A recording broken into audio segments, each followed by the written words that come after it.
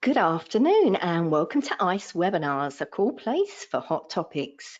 Today we are joined by Dhanraj, an aspiring cybersecurity consultant entrepreneur.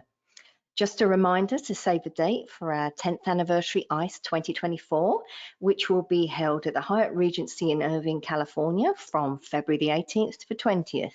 The Imaging Conference and Expo is the only conference dedicated to imaging directors, radiology administrators, and imaging engineers. ICE offers valuable CE credits from the ASRT and ACI and is a unique community of key decision makers and influential imaging professionals. So for more details, please visit attendice.com. Today's webinar is eligible for one ARRT Category A CE credit by the HRA. You can obtain your CE certificate by completing the post-webinar survey, which will be emailed 1 hour after the completion of today's webinar. You must complete the survey to receive your 1 CE credit, and you'll be able to download the certificate directly from your computer once you've submitted the survey. If you have any questions, you can reach us at webinar@mdpublishing.com. We'll wrap up today's presentation with a live Q&A, so please submit your questions anytime using the questions feature on the webinar dashboard. Okay, let's kick off today's webinar by giving away one of our ICE gym bags to the attendee that can tell me the answer to the following trivia question. September is National Chicken Month. What is the name of the founder of the Kentucky Fried Chicken restaurant chain? Answer now using the questions feature on your dashboard, and I'll reveal the answer at the end of the webinar. As I mentioned earlier, Avi is our presenter today, and he will be discussing mastering the art of feedback, constructive criticism for Gen Z in the healthcare field. Avi, you may begin whenever you're ready. Thank you very much, Linda. Welcome, everyone. I hope your Wednesday is going well, or Tuesday. Whoa, what time zone am I in? All right, so I'm having a good morning here in Flagstaff, Arizona. It's a little cold, so you might see me shivering a little bit, but I'm excited to be in front of you all today. So my name is Avi, and I am currently an aspiring cybersecurity professional. Right now, I have a small technology consulting company, but today I am your Gen Z consultant, your liaison. And we're going to be talking about constructive criticism and mastering the art of feedback for Gen Zers in the healthcare field. So what are we going to be talking about? We're going to be going over a couple main important categories. That's the things that are influencing Gen Z in today's society. We are going over Gen Z's workplace criticism wants and needs. How are we supposed to tailor to them? And then, of course, tailoring the actual practice of giving constructive criticism. We're also going to discuss how to design a Gen Z specific feedback loop to incorporate in your meetings with Gen Zers. And then we're going to have a healthy Q&A session. Most of today's presentation is going to be a Q&A. A lot of your Gen Z problems are rooted in personal experiences. We want to be able to address your concerns specifically. So throughout the entirety of today's presentation, send in your questions through that questions box, and I will be monitoring them. And then we'll get to a nice long Q&A session at the end. And just as a quick reminder, Gen Zers right now are the ages of 8 to 26, but typically in the workplace, out of college, we're looking at 20 to 26, and for those entry-level positions, perhaps 17 to 26. So we are looking at quite a broad range of people as our new employees nowadays. Now, firstly, those Gen Z influences. Now, social media is the big influence nowadays with Gen Zers. We have a new wave of communication. Communication is entirely different, and it's changing every other week. We have an infinite amount of connections to every person, every place, every idea that the human mind can conceive. But of course, with those advantages of social media, we have the disadvantages as well. It's easier to detach from people and places and ideas. Blocking people, unfollowing, disassociating is now becoming more commonplace. And of course, on social media, opinions are the things that are getting clicks, that are getting views.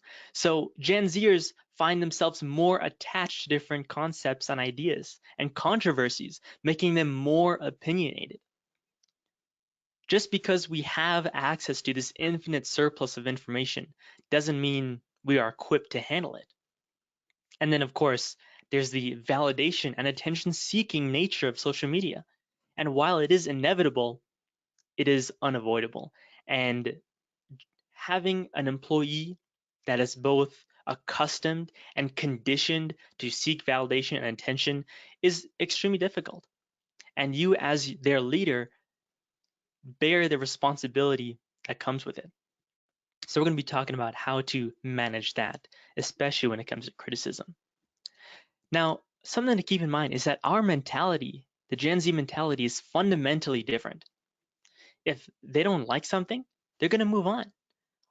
The Maslow hierarchy of needs is of the utmost importance.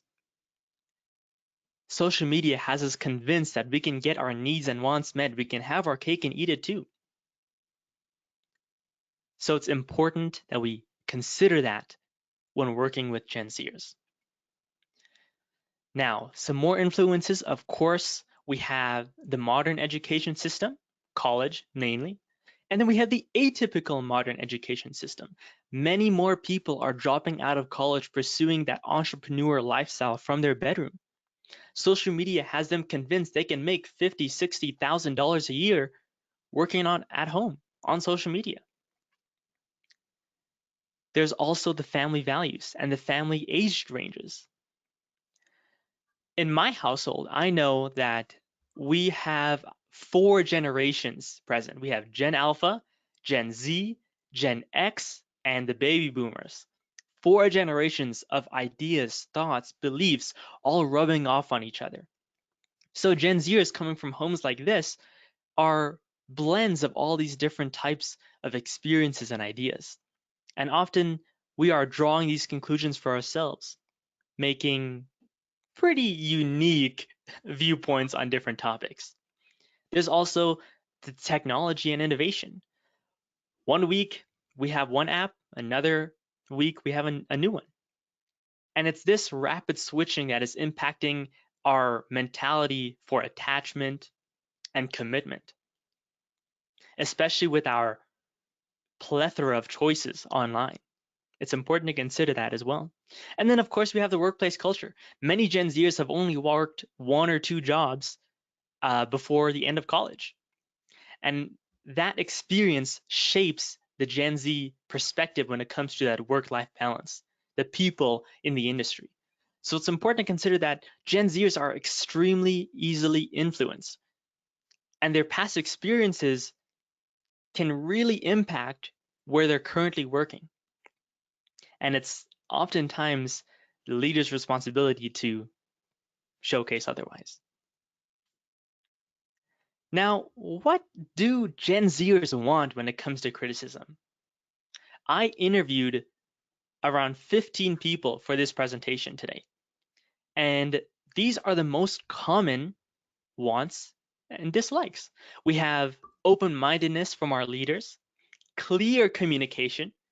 Contrary to how some Gen Zers may act, they want accountability. They want to be criticized. Many of the people who I spoke to openly encouraged as much criticism as they can receive because it's an opportunity to learn and grow. And anyone with their head screwed on straight knows that an opportunity to learn and grow is beneficial for everyone. Not only do we want respect, we want the opportunity to learn for ourselves. When giving criticism, it's easy to just say, you're wrong, do it this way instead.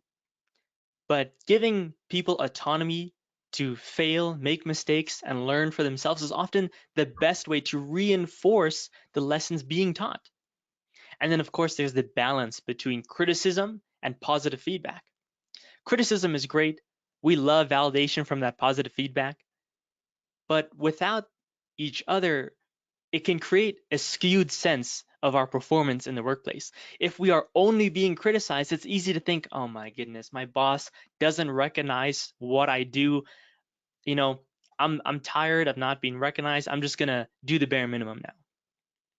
Or if we're only being praised, it's easy to think, oh, well, I'm the greatest thing in the world.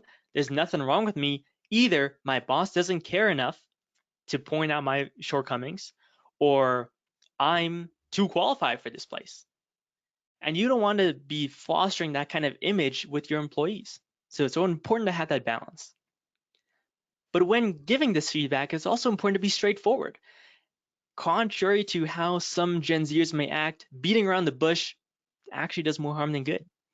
Feelings are important, but sugarcoating doesn't solve that issue. We also love respect, empathy, and a friendly atmosphere. The vibes, the friendly vibes. And then, of course, corporate lingo, pushing the needle forward, all these corporate slangs, you could say, create a disconnect between what we're talking about and what we should be saying. So when it comes to the preferences, we have them clear cut. We know what we like, but we also know what we don't like. The passive aggressiveness, the micromanagement, the one-sided conversations. It's easy for a feedback session to be talking at someone, but in order to really make that information stick and for both parties to come out of the situation better than they were before, it has to be a discussion. We have to make the effort to understand where this employee is coming from, why they did what they did, and how we can cater to their learning style and their communication style to make them better. And then, of course, the stereotypes and the biases. Almost every single person that I talked to for this presentation said they felt prejudice or biases or stereotypes at least once during their current job when talking with a higher up. There are biases in life, it's inevitable. However, especially in the workplace, we have to make an active effort to put those subconscious biases aside, to leave the stereotypes at the door and treat everyone as if they were a blank slate, innocent until proven guilty. And then, of course, Gen Zers also have a decreased tolerance for listening. On social media, it's easy for an opinion to be heard. It's easy to get an audience of a lot of people. So Gen Zers know that they can be heard elsewhere. If they're not being heard at their workplace, it's easy to jump ship. Now, assuming you're working in a healthy environment and everyone is respected, employees are able to give feedback, ideas, and managers, bosses can take that idea, give respect in return. Gen Zers want to clarify the distinction between something being objectively wrong and something being done in a different way than the boss wants it done. For example, entering data points obviously wrong, or someone misinterpreting standards. Gen Zers value the distinction in their errors. It allows them to cater their approach to learning and growing. And that matters a lot. Now, there may not be time for conversations, for long conversations, especially in healthcare, where every other institution is either understaffed, underfunded, overworked, overcapacity, or suffering some sort of uncontrollable issues.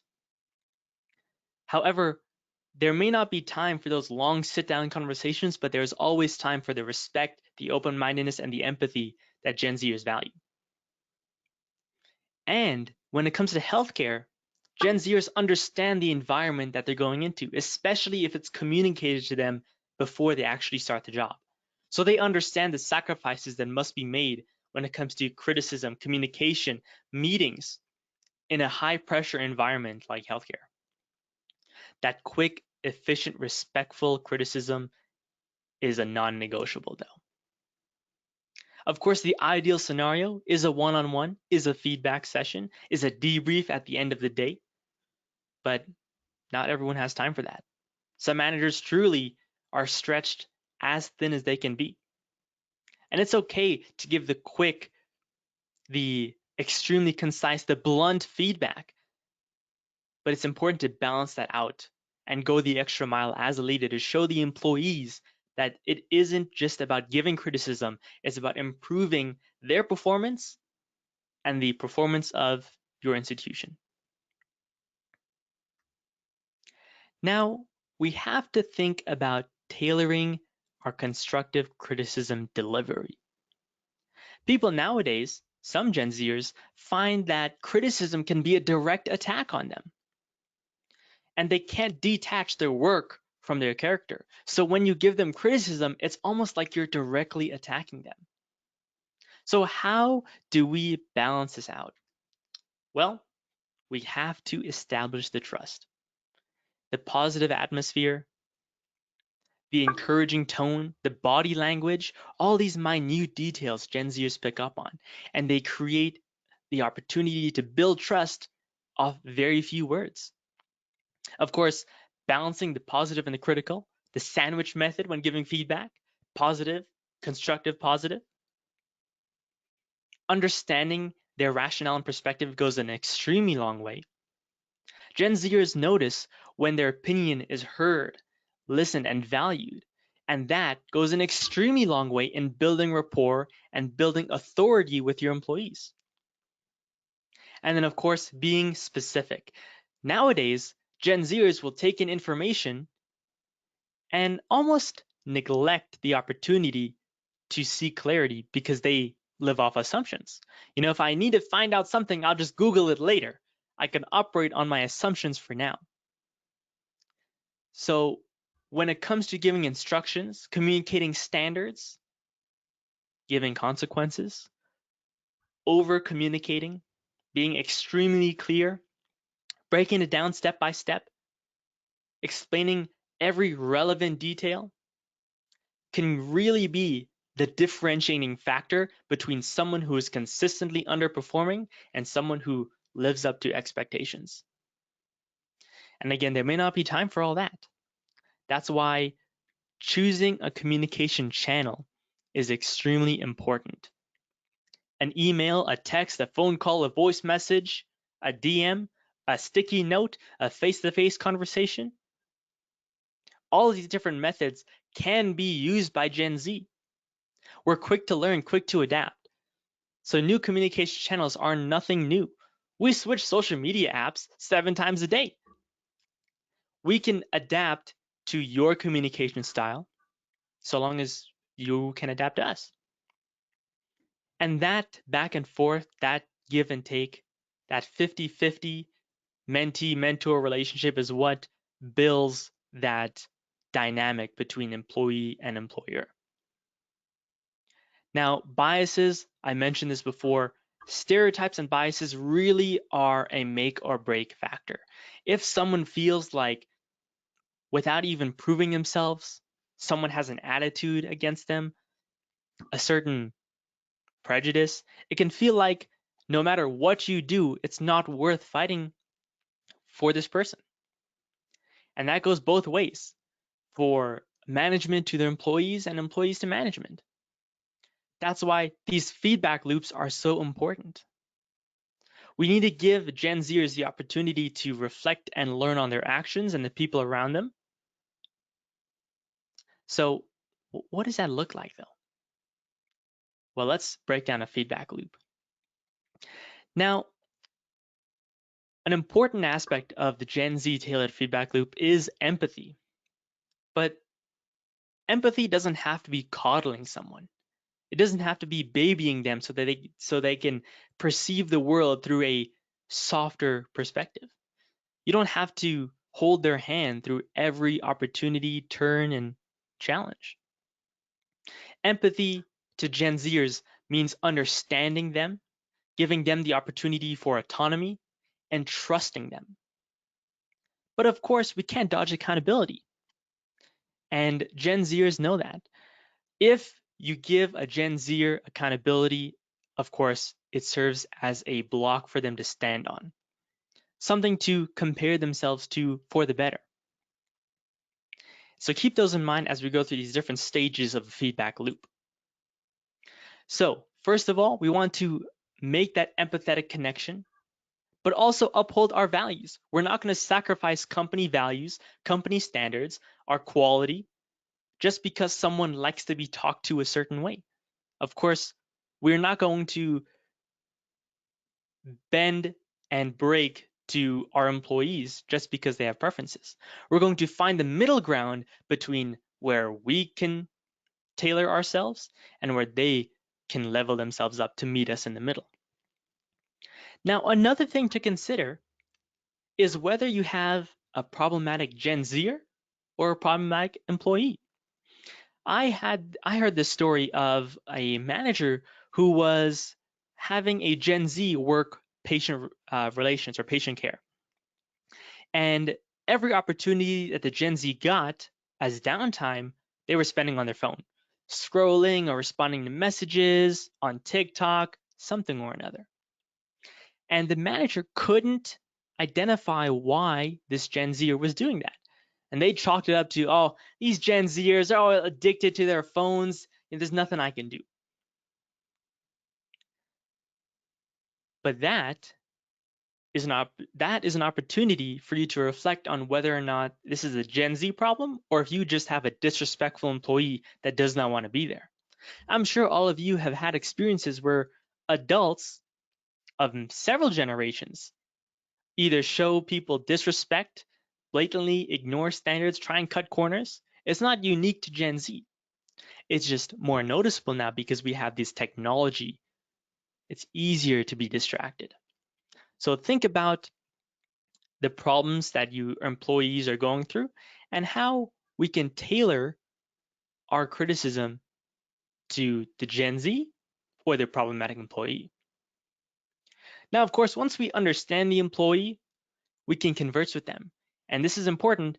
Criticism is a dialogue. It's a two-way street involving listening and the actual criticizing. Listening and acknowledging the Gen Zers is truly the key, the cornerstone of this entire process. But also the inverse, communicating.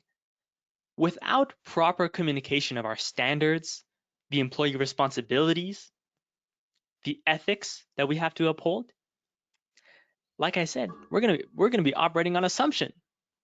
So it's better to over communicate than to under communicate.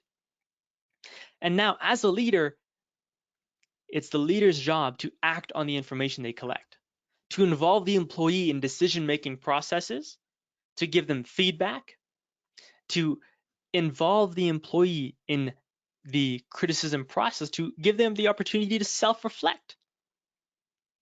And then, of course, we're monitoring them along the way. For the people I interviewed for this presentation, I brought up the question, well, I've heard that Gen Zers just can't take criticism. You know, they get too offended or they think they're the smartest thing, the smartest person in the room. So what do you have to say to that? And almost everyone I talked to said, well, sounds like these Gen Zers are just immature people. People who aren't willing to take criticism, are clearly closed-minded, and don't see the opportunity to improve, and therefore are not necessarily the best people to keep in your workplace. Additionally, we were taught on social media to advocate for ourselves, to stand up, and that everyone has a voice. So we are responding more strongly to feedback because we know that our voice deserves to be heard. Now, of course, there's a difference between deserving to be heard and expecting our opinion to be fact. So we are more likely to be steadfast, more opinionated, more likely to say no, and extremely more likely to question why. Why am I doing the things I'm doing? Why do you have to talk to me like that? Are you assigning these things to me? Where does that come from? I mean, social media has already changed our perspective on issues. Social media puts us in the protests, in the conflicts, all these different issues that we have the opportunity to speak up on. And that mentality carries on over to the workplace. We see an issue, we're part of an issue, we believe that we have the right to voice our opinion. And we believe it's the leader's job to listen, not necessarily take it as fact, not necessarily implement it right then and there, but to at least give us the respect, the time of day, and listen. Another common criticism of Gen Z I hear is they complain too much. They're always whining. They're always questioning things. And I spoke to my interviewees and they said, well, is it complaining or are the other people just accepting things too much? Are we complaining too much or are they being too compliant? Now, not to say everyone is compliant and not to say everyone complains, but it's an opportunity to be in the mind of a Gen Zer. This is how they see these situations. Now, another key aspect of making this feedback loop effective is understanding that Gen Zers strongly believe that the old way of doing things is not necessarily the best. The time-tested ways of doing a process, making something, or getting something done isn't necessarily the best. We see innovation happen through our phone screens every single day by challenging the status quo. So that is our approach to innovation and processes. Question everything until it's proven to be the best option. Now, you have questions, I have answers. We want to get to the root of your Gen Z problems in healthcare, your experiences with communicating, leading, and criticizing Gen Z, so that we can break down and get into the minds of these people and identify solutions together. So send your questions in the questions box. I see a couple I'm going to answer while the rest of you are typing. So, first of all, sounds like social media affects our ability to lead the folks effectively. Social media won't go away, so what do we do? That's a good question. It's undoubtable that, well, it's inevitable rather, that social media is just going to become more prominent in society. And therefore, leading, communicating in person is going to get more and more difficult. So when it comes to working around social media, really the only way to be away from the temptation or the addiction or the messages is to cut it out entirely for the workday. If you have a phone policy in your institution, your office, that's going to be the best way to ensure that your employees are truly focused on what matters. And you don't have to rule with an iron fist. Give them the opportunity to experiment and to ask when is appropriate to use the phone. To have phone cubbies.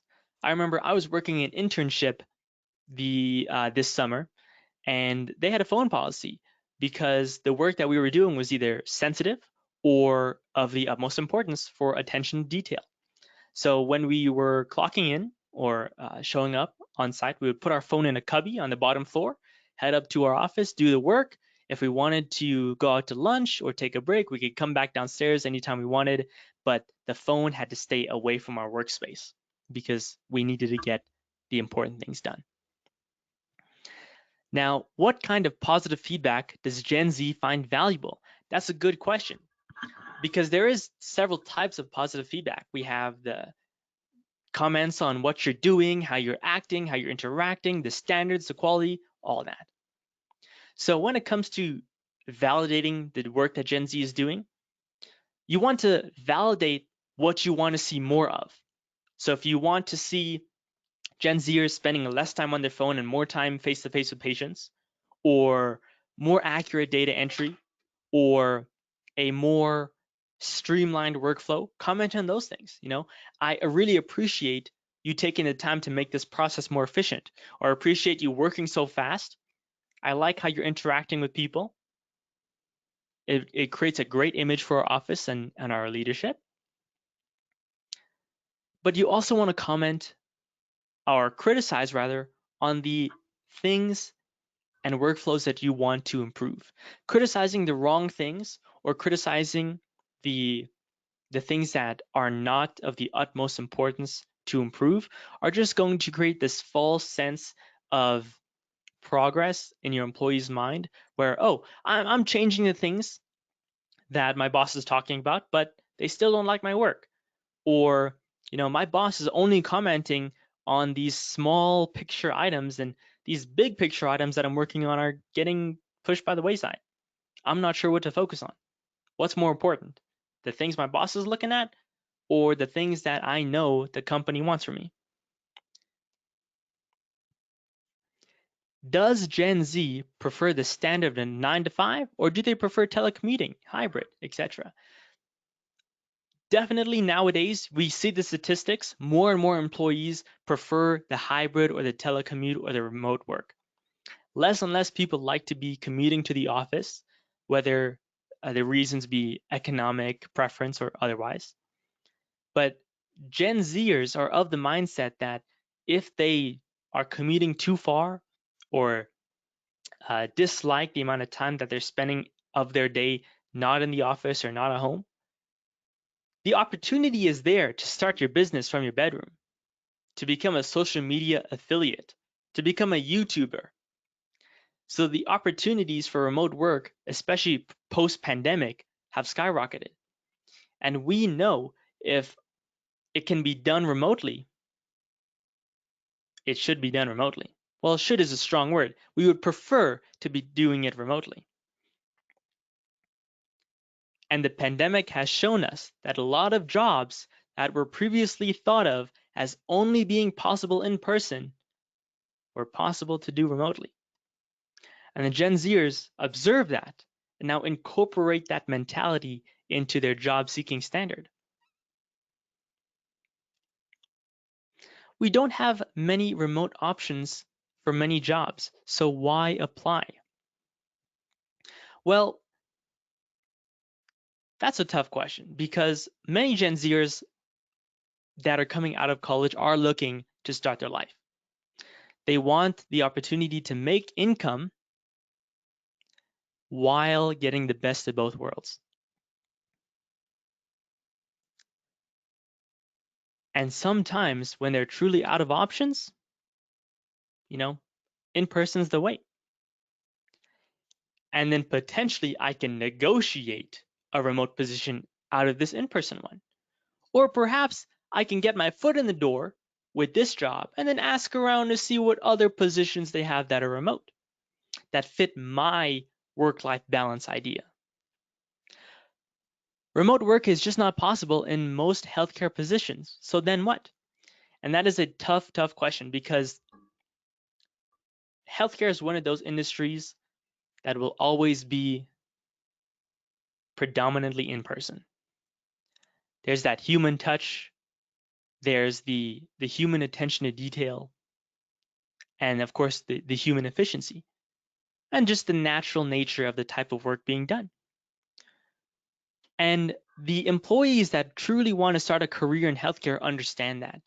But many people have a skewed reality of what the healthcare industry actually looks like. Again, modern college education systems don't place an emphasis on being good for the jobs that you're trying to get out of college. I know when I was in college and I was trying to learn IT, I was learning extremely basic fundamental skills. And when it was time for me to start an internship, I was looking at, small healthcare institutions, small startup companies to see what value I can provide to them. And I couldn't even read these job descriptions. Understand that while college is preparing the masses for a general profession, they believe that that general profession is the ideal job. They're not aware of the different opportunities out of college especially if they're on scholarship and have no real necessity to find a job or internship while they're still in school. And of course, there are pros and cons to that whole process. But know that the people who are truly willing to get into healthcare will apply to your positions. And everyone else is either going to be a lot of work to bring up to speed, or to be honest, you probably don't want them in your institution anyway. Now, why do they feel like they have to make 50% more than the entry level for the limited experience? And that is a great question, because this attitude towards salary that Gen Zers have is astounding, right? They're demanding these high salaries, they're trying to negotiate with no experience or little experience, fresh out of college trying to make six figures. And there are several reasons for that. Firstly, because social media puts those high earners, the top 1%, in front of us all the time, every day. So the Gen Zers see this 1%, but they see it so often that that 1% becomes the 75%. If all you're accustomed to seeing is the top earners, well, that's all you know. Additionally, Gen Zers are more in tune with the economics of society nowadays and how inflation is rising at a rate faster than normal salaries and housing prices and etc. So when being cognizant of all that, they know that if they're applying for a job and still can't afford the life that they are currently living or want to live, well, why apply? Or why accept that salary? Let's get something higher. So if Gen Zers are looking to live this life, or their ideal life, the work-life balance, the traveling, etc., and know that 50, 60K won't do it for them, they're going to try harder. Or 30, 40K, they're going to try harder. And it's tough because, especially in healthcare, where funding is stretched so far and so thin, it truly is a rock and a hard place. Because the Gen Zers are coming with the skewed perception and no one to correct them, and the employers don't have the money to be throwing at every new hire. That's probably why many are still living with the parents. Exactly. Rent is like $2,000 on average. The average housing prices in America now, I believe, are up to $468,000. If we can't pay $2,000 of rent a month, plus have money left over for food, subscriptions, travel, etc., why am I going to apply for this job? Why am I going to accept this salary? You are teaching us here, so who is telling the Gen Zers to be better employees, social media? And see, that is an extremely tough pill to swallow, because I'm here telling the leaders, the managers, how to do better. But who's telling the Gen Zers to do better? I just said communication, criticism is a two-way street. I'm doing my part. What about them? And that's extremely fair. And that is what I'm dedicating my brand to. So I'm trying to do my best to access both sides of this conversation. But that's operating on a very small scale. On the grand scale, there are influencers, creators that are dedicated to this, but they are overshadowed by the less than ideal influencers who are influencing your future employees. So it's important to recognize that Gen Zers know that they have a role to play in this criticism conversation. They just haven't had the proper mentorship yet. And that's why the workplace culture is such a big influence on them. Oftentimes, after the first two good bosses, managers, a Gen Z will truly start to empathize more with management and to start to see a bigger picture for the company. It truly is amazing how impactful a effective manager or leader can be on these new hires. Remember, the first couple jobs are those perspective makers. So it's important to truly put your best foot forward as a leader and to consistently do so. And over time, you will churn out those better employees and attract the better employees. How do we determine from an interview this good Gen Zer without being biased? Oh, okay. So how do we determine from an interview if this Gen Zer is good without being biased? Well, just as you would interview every other potential candidate, we have the opportunity to see someone for who they are from a blank slate. So we treat them with the same standards and interview type weirder questions as you would another employee. Let me say that more concisely. When I was interviewing the Gen Zers for this presentation and for my internship this summer, and I asked them what made you connect with your manager more. They said, my manager treated me like every other employee, like a normal person. They didn't treat me special or treat me worse because of my demographic or my experience or my short-term employment here. They put just as much effort and time and consideration and inflicted the same consequences on me as they would another employee.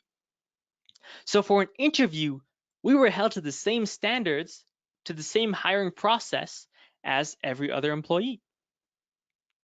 And that is truly noticeable by a Gen Zer, especially when they start entering your workforce after the interview. If they find out they were treated differently, that can already show to the Gen Zer that there's potentially some bias here. And remember, we're trying to avoid bias. Do we know why being in the medical field is not as desirable as before? Is it just the belief that being an influencer is a better, easier life? Well, first of all, yes. The influencer life is truly the dream Gen Z life. Traveling when you want, buying what you want, doing what you love, right? And the medical field, especially nowadays, in light of what was happening during the pandemic, is scary.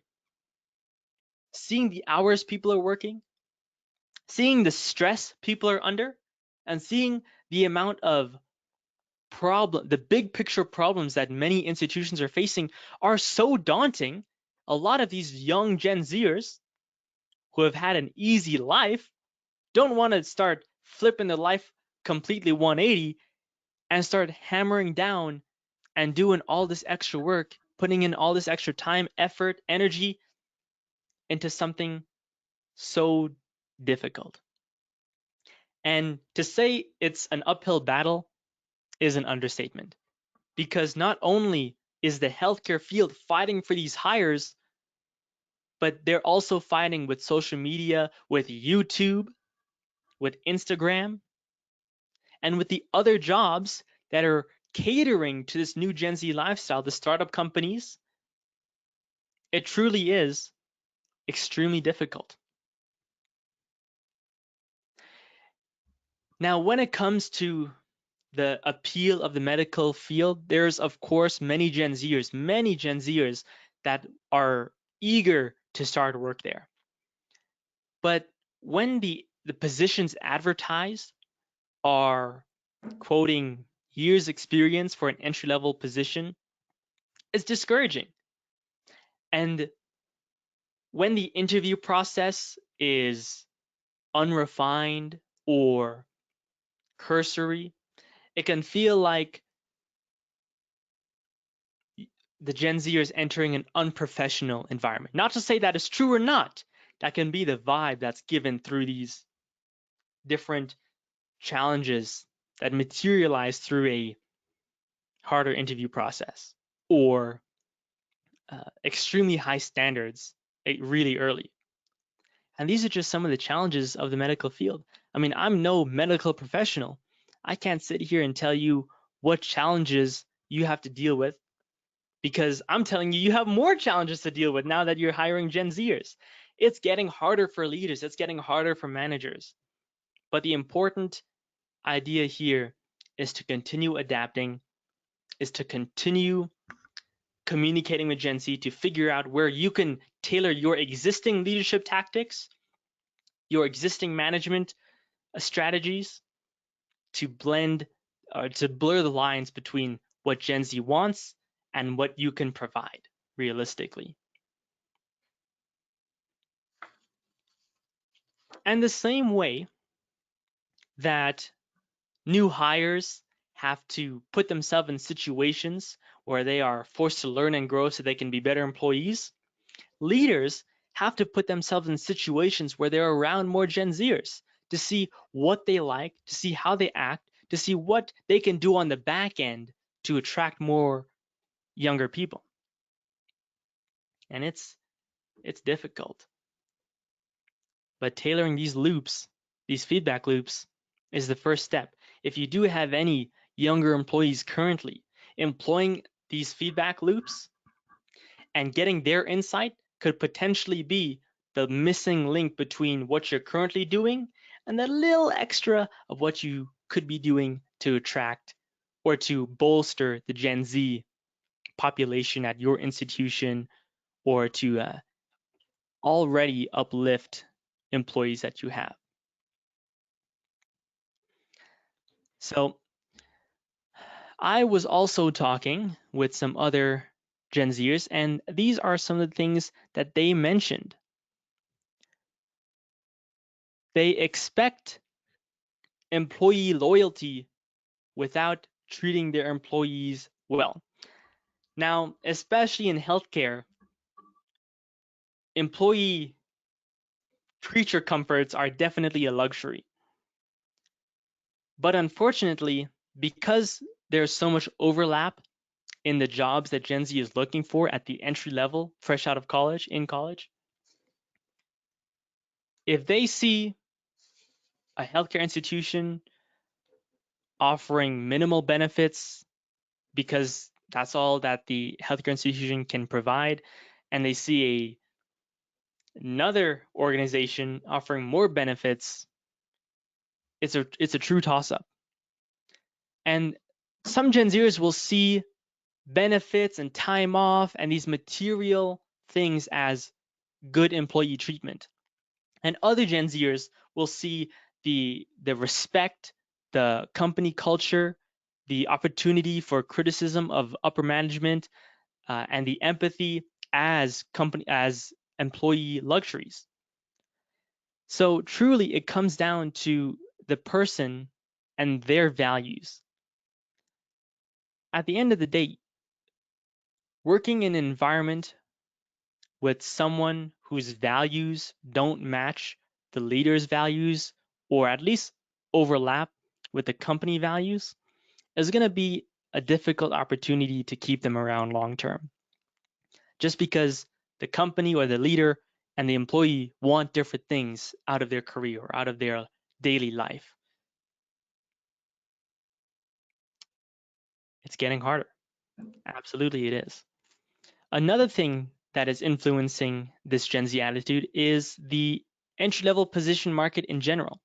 Because Gen Zers are coming out of college with a little bit of knowledge or a little bit of skill in a lot of different things, instead of being a subject matter expert or being proficient in one or two things, they believe that, oh, if I don't get my healthcare job right away, I can go work at State Farm for a while and then come back. Or I can go work at this company and then come back. They'll still want me. I still have my medical experience or degree. And it's that skewed perception of reality again, coming from the lack of workplace involvement in college and the content that social media is pushing out. It's getting worse. It truly is. So when it comes to an organization in healthcare, having the hiring fairs, the career fairs, attending Gen Z targeted conferences or events is going to go an extremely long way, especially since a lot of Gen Zers are of the mindset that, oh, there are plenty of jobs out there. I'll just get one when I'm out of college. It's going to be a piece of cake. But they're out of the loop. unbeknownst to them, there are all these issues happening in the back end or in the job market. They don't know. So being present at the college hiring fairs or at a college event or a Gen Z targeted conference can go a long way in communicating the types of issues and challenges and the things to look forward to in healthcare. Absolutely. Where's the difference between innovation and being influenced by social media? Ooh, okay. I got to think about that one because Gen Zers can almost mix the two up, being influenced and true innovation. Because nowadays, it's pretty evident to see how easily influenced Gen Zers are and can be almost conditioned into thinking that what they learned is true innovation. And we can blame the attention economy for that, where social media platforms are doing everything they can to keep you on the platform for longer, interacting with content more often. And when you can condition a scroller, a social media user to think that they are innovating by being present on social media or doing something on social media, it's easy to keep them roped into that social media lifestyle, that ecosystem. So in terms of where's the difference between innovation and being influenced, in my experience, I've seen that the Gen Zers who are truly intelligent or truly have the passion to drive and improve themselves, to self-reflect and to do better, those are the people that are innovating, the ones that are creating content to better the world, to educate people, or to bridge the gap between an employer and employee, giving them hiring resources and being a career coach in a sense. And the people being influenced are akin to the mob mentality. The people who are just taking, consuming. And I would say there's the delineation. The people who consume and the people who create, the people who can think for themselves, who can consume content and challenge their ideas, and people who just blindly accept whatever they see online. And those are the people, the blind acceptance people, that you do not want to be in your environment. Imagine how your workflow would be impacted if you had someone who just took your word for everything, didn't try and innovate, didn't try and improve, just stayed exactly where they were and followed everyone in their environment. If a fellow employee told them to do something, they do it. If you told them to do something, they do it. And there is a time and place for that. But there also is a time and place to challenge ideas and to grow alongside your employees and alongside your leadership. Absolutely. I have a question that's come in, Avi, Yes. which we've got just over 5 minutes left, but it is in the healthcare field, errors can have serious consequences. How can we balance the need for constructive criticism with the importance of maintaining morale and confidence among Gen Z healthcare workers? And that's a phenomenal question. The consequences in healthcare are at times extremely dire. We have sensitive information, people's lives, logistics, money on the line many times, and entire departments that rely on each other. So we have team members, people, money, patients, customers, data. It's important that we set the expectation as early as possible. I was talking with some prospective healthcare employees for this presentation, Gen Zers, and they mentioned, I got into this internship and they told me I was going to do one thing, but then actually gave me all this to do. And I was responsible for all this and I couldn't manage all that. So setting the expectation as early as possible is going to allow the Gen Zer to set their mind right and understand the responsibility that they have, the consequences that may follow, with the opportunity to see where they fit in with the company standards, if they are able to meet them or not. So when it comes to communicating the consequences, of course, when it comes to criticism, we have to be honest and straightforward. Remember that word map I showed you? Honesty, straightforwardness, clear communication. We can't beat around the bush when it comes to the impact of this job. But we also can't beat around the bush to say, oh, no, don't worry, you'll be able to do it. You can do it. You just give it some time. Keep feeling it out. We'll see what happens. A Gen Z would rather be faced with blunt information than to find out bluntly 3 months down the line. So that's an important consideration to make. And as early as possible, having that conversation with your employees is going to go a very long way. We have these standards. This is what's going to happen if you don't live up to the quality or you can't meet the deadlines. Are we going to be able to assimilate to this deadline structure or to these standards within X period of time? Because that's a necessity. Okay, Are we doomed with this? Oh, sorry. Go ahead. Sorry. Are we doomed with this generation in the traditional workplace? Well, traditional workplace is a very broad term because many traditional or legacy companies are revamping their workplace structure and their culture to fit modern demands or the market. So are they still considered traditional, or traditional from what time period? Are we talking an industrial revolution traditional or traditional 2010s traditional? Early 2000s traditional. So to say a workplace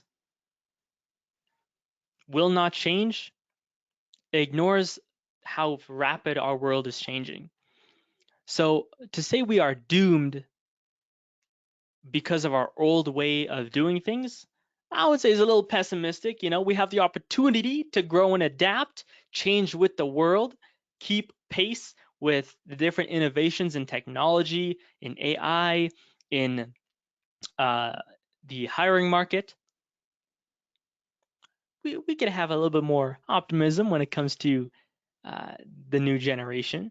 Plus, I'm sure that all of you have not only had negative experiences with Gen Zers. I'm sure you've seen some Gen Zers who are phenomenal or good communicators or are very open-minded or are very kind employees and love to listen to you and love to give feedback or are very receptive. Not all Gen Zers are phone addicted, or not all Gen Zers are introverted, or not all Gen Zers want the exorbitant salaries. Again, those are the generalizations and the stereotypes that impact our way of working with these Gen Zers and can, of course, cause some ripple effects long term. Now, I have 2:58 p.m. We're just about ready to wrap up. Maybe we have time for one more question, but I want to say thank you to everyone who attended today. I mean, this was a phenomenal opportunity. Thank you for giving me the time out of your day to be here with me. And of course, connect with me on LinkedIn. All right, that's my name and my QR code right there. Hit me up on LinkedIn. Feel free to just send me a message and converse. I'm more than happy to be a Gen Z consultant for you on an average Tuesday instead of this special webinar Tuesday right here. So please give me a connection request. Let me know you're from today's presentation. That'd be really nice. And I'd love to connect. Perfect. Thank you so much, Avi, for a really great and thought-provoking presentation, and of course for your time today. Thank you so much. As promised, the answer to today's trivia question is Harlan Sanders, or more commonly known as Colonel Sanders. So congratulations to our winner, Dustin Ward. So enjoy your gym bag. Just a quick reminder, you can obtain your CE certificate by completing the post-webinar, which the survey will be emailed 1 hour after the completion of today's webinar. You must complete the survey to receive your CE credit by the AHRA, and you'll be able to download the certificate directly from your computer once the survey is submitted. If you have any questions, you can reach us at webinar@mdpublishing.com. Please visit icewebinars.live for more details of all our upcoming ICE webinars and, of course, complimentary registration. Thank you once again for your time today, and I hope you enjoy the rest of your day. Thank you once again for coming, everyone. Enjoy the rest of your Tuesday, rest of your week. Thank you, everyone. Thanks, Abby. Thank you.